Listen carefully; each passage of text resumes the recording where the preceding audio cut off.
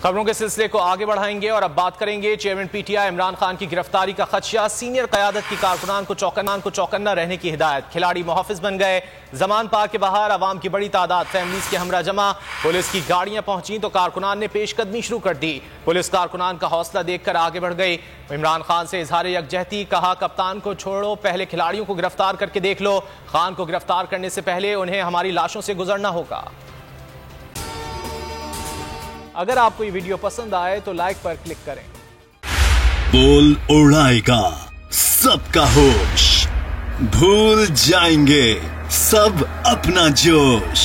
देखिए पाकिस्तान की सबसे बड़ी PSL ट्रांसमिशन सकलैन मुश्ताक, रमीज राजा, सुहेब अलवी, जमील फारूकी और फहीम खान के साथ खेल का जुनून रोजाना रात 11 बजे सिर्फ बोल न्यूज पर। सब्सक्राइब करें और बेल दबाएं ताकि कोई खबर रह न जाए।